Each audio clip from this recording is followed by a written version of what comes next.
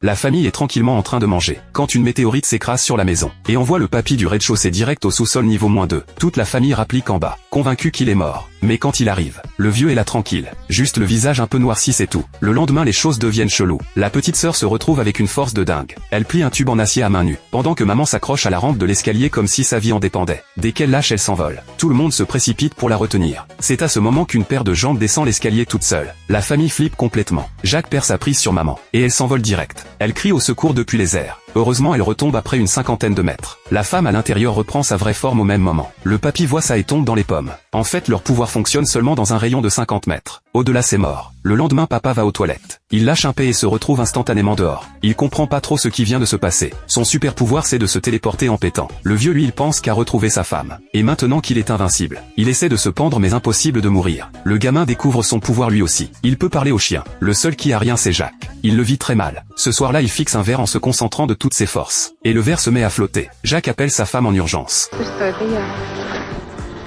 Mais là c'est le drame. Au moment où Jacques est au fond du gouffre, il sent quelque chose de bizarre dans la main. Il soulève la couette. Il a fait pipi au lit. Il saute du lit pour vérifier. Son super pouvoir c'est de faire pipi avec les doigts. Sa femme lui dit que c'est quand même un pouvoir. Un peu bizarre certes mais pratique pour arroser les plantes. Le lendemain la famille sort au parc. Maman marche sur l'eau. Papa se téléporte sur un rocher au milieu du bassin. Jacques les regarde et là une idée lui vient. Pourquoi pas braquer une banque avec tout ça? Sa femme travaille justement dans une banque. L'affaire est trop belle. La famille monte en voiture direction le braquage. La femme se déshabille. Jacques la prend dans ses bras. Et ils entrent dans la banque ensemble. Pour récupérer le code du coffre. Elle entraîne le directeur dans son bureau. Et observe en cachette un employé ouvrir le coffre. L'employé sent une présence à côté de lui. Il se retourne, il voit rien. Et reprend son travail. La femme est aux anges. Mais la seconde d'après elle réapparaît d'un coup. L'employé hallucine. En fait la famille dehors s'est fait éloigner par un fourgon blindé. Distance dépassée 50 mètres. Les pouvoirs lâchent. Le gamin prévient Jacques que le papy est mort. Jacques comprend direct. Ils sont trop loin. Il fonce les rejoindre. Il traîne le papy jusqu'aux abords de la banque. Crise évitée de justesse. La femme retrouve son invisibilité illico. Plan en poche, code récupéré. La famille remonte en voiture pour partir. Mais une patrouille de flics débarque. Papa panique et se tire sans prévenir. Un paix et il disparaît. Il se retrouve dans un espace noir et vide. La portière s'ouvre. Papa vient de se téléporter à l'intérieur du fourgon blindé.